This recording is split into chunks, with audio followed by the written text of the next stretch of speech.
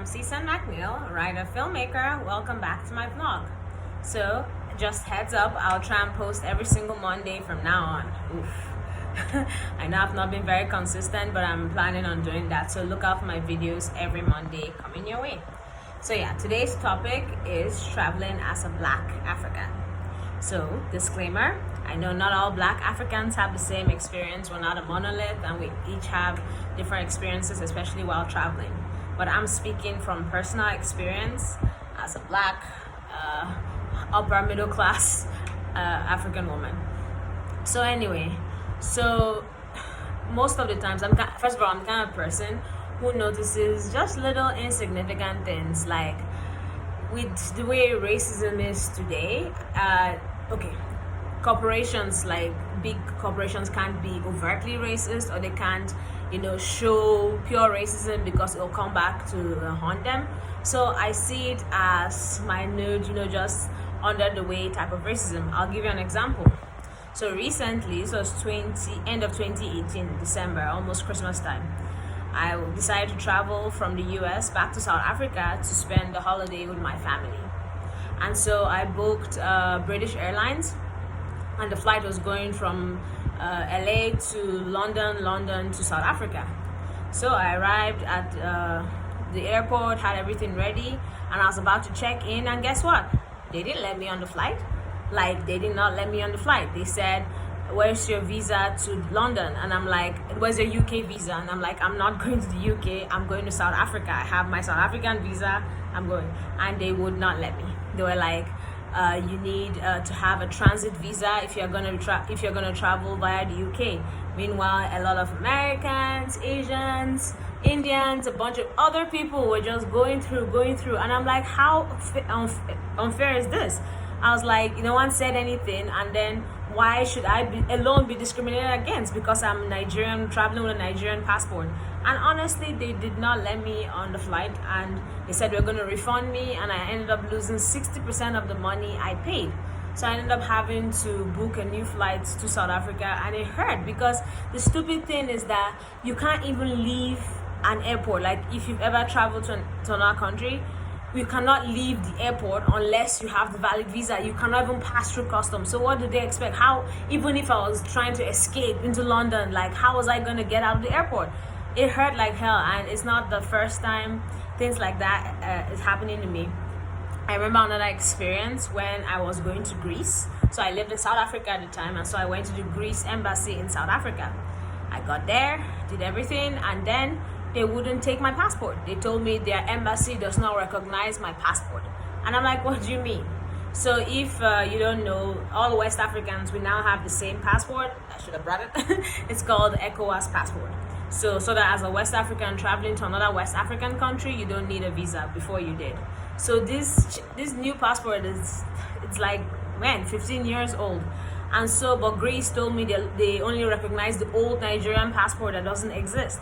And I'm like, how can you tell me that? I opened my passport and showed them my US visa, UK visa at the time, my Schengen visa. I'm like, how can you tell me your embassy doesn't recognize my passport? And they refuse to collect my passport. They refuse to give me the visa.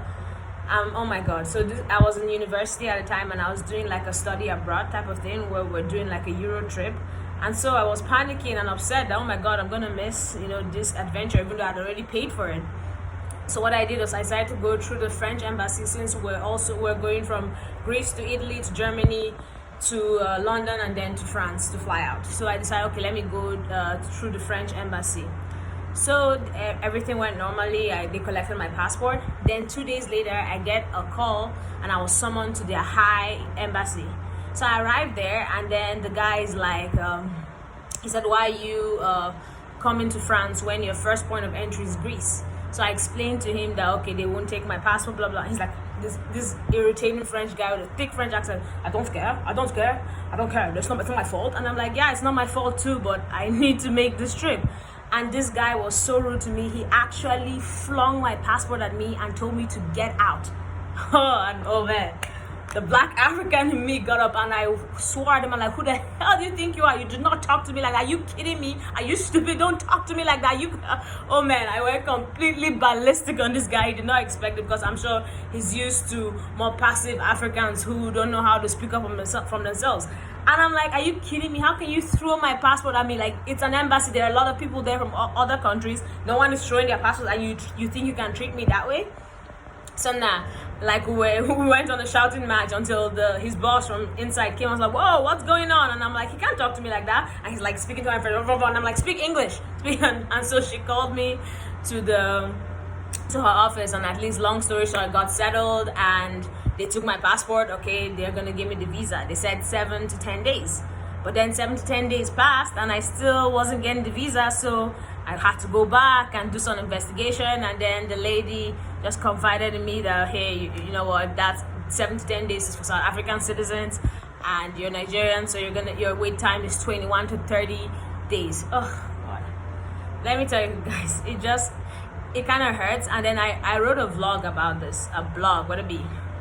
So some of you know I write blogs, and it's titled Sometimes I Hate My Identity, and I'm gonna put the link so that you read it because it's tied to this. It just sucks sometimes, you know, because the world has all these rules that I didn't create. I'm not part of it, and so why should I be punished for certain things? They'll tell you stuff like, well, it's because, like, for instance, the UK incident, they're like, well, before it didn't used to be like that, but some Nigerians tried to escape. Okay, how is that my fault? Why am I getting blamed and punished for what some other people did? After all, let's use America, for example. There's so many, you know, mass shootings and all that. How about we start judging them based on that? What I've noticed is when it's like a white country, you know, Europe, America, and all those people, when one person does something bad, then okay, it's he did a bad thing. But when it's any African country or Middle Eastern or third world, then one person represents the whole country. If like when I've forgotten the year, but the Nigerian Yemen guy, when he tried to bomb a plane, Nigerians are now special security. Really? Or 200 million. How can you punish us for something that one person did when we don't punish you for all the atrocities you did?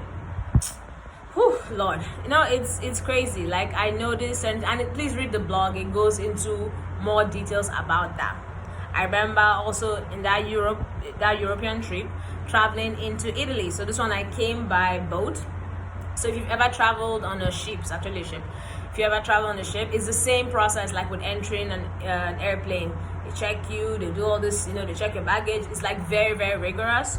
So, and then when you're leaving, it's like disembarking from an airplane. You just come down and you leave.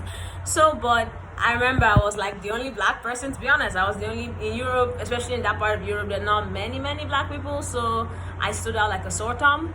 But I wasn't aware of it until they made me aware of it. So we were disembarking from the ship, and with a group of people, there are like hundreds of people, at least 500 people coming out of that ship. And guess what? I was the only person. The police literally jumped through the crowd. Hey, you stop. And let's see your visa. Where's your visa? And I'm like, are you kidding me? And I said it. I was like, I look at everyone passing all around me. How come I'm the only one you stop? And they didn't answer me. And I'm like, this is racist. You guys have been a bunch of racists. And they're like, let's see your visa. And then they checked my visa while people were like passing, and it's awful.